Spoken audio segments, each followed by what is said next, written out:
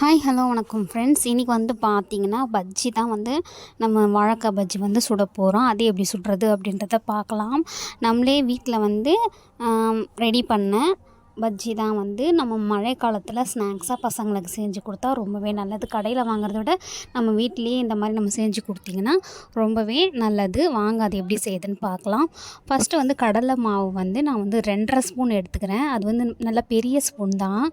நான் வந்து ஒரே ஒரு வாழைக்காய்க்கு கண்டிப்பாக நான் சொல்கிற அளவு வந்து கரெக்டாக இருக்கும். 2.5 ஸ்பூன் கடலை மாவு நான் வந்து எடுத்துக்கிட்டேன். அடுத்து வந்து பார்த்திங்கன்னா 1 ஸ்பூன் வந்து அரிசி மாவு எடுத்துக்கிட்டேன்.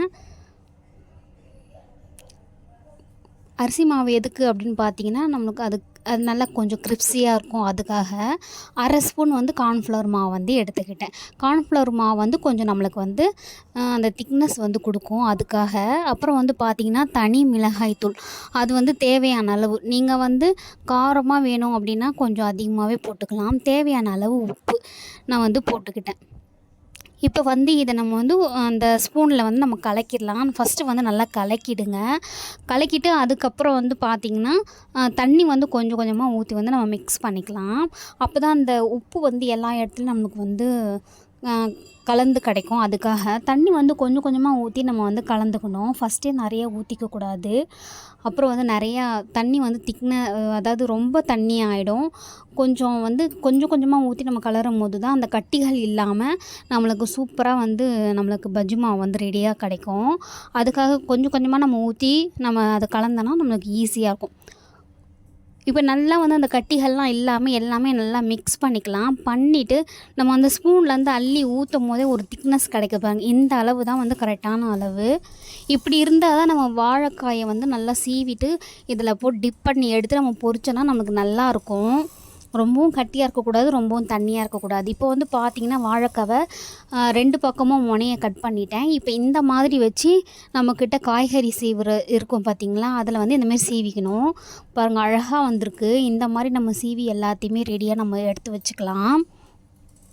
இந்த மாதிரி சீவி எடுத்து வச்சிங்கன்னா நம்ம வாழைக்காய் வந்து நம்ம போட்டு நம்ம பஜ்ஜி சுடும் போது நல்லா சூப்பராக வரும்.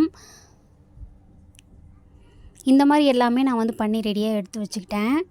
அவ்வளோதாங்க, நம்மளோட பஜ்ஜி வந்து இப்போ சூப்பராக வந்து செய்யலாம். எல்லாமே ரெடியாக எடுத்து வச்சாச்சு. எண்ணெயும் காஞ்சிடுச்சு. அதில் வந்து டிப் பண்ணி நான் வந்து இப்போ போட்டு எடுத்துக்க போகிறேன். நீங்கள் அதில் வந்து லைட்டாக கலர் உங்களுக்கு வேணும் அப்படின்னா உங்கள்கிட்ட அந்த கேசரி பவுடர் இருக்குது பார்த்திங்களா, அது கூட நீங்கள் போட்டுக்கலாம். நான் வந்து அது வந்து போடலை. உங்களுக்கு வேணும் அப்படின்னா நீங்கள் அதை போட்டுக்கலாம். இல்லைன்னாலும் அப்படியும் செய்யலாம்.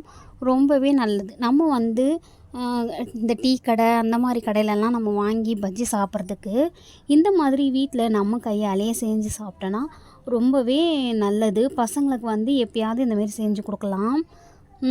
நம்ம கடையில் வாங்கி கொடுக்குறத விட நம்ம வீட்டில் செஞ்சு கொடுக்குறது ரொம்பவே நல்லது. முடிஞ்ச அளவுக்கு கடையில் வாங்கி தரதை அவாய்ட் பண்ணிவிடுங்க. வீட்டில் இந்த மாதிரி நீங்கள் செஞ்சு சாப்பிட்டிங்கன்னா கொஞ்சம் நல்லாயிருக்கும். இப்போ பாருங்கள், நம்மளுக்கு சூப்பரான பஜ்ஜி வந்து ரெடி ஆகிடுச்சு. பார்க்கவே பார்த்திங்களா கலர்ஃபுல்லாக இருக்குது. நம்ம தனி மிளகாய் தூள் போட்டிருக்கோம் பார்த்திங்களா, அந்த கலரே போதுமானது தான். இதுக்குன்னு நீங்கள் தனியாக கேசரி பவுடர்லாம் போட வேணாம். சூப்பராக ரெடி ஆகிடுச்சு நம்மளோட bajji.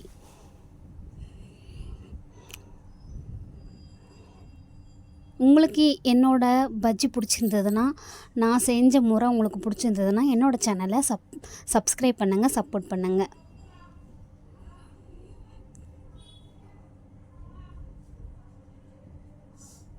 Thank you for watching.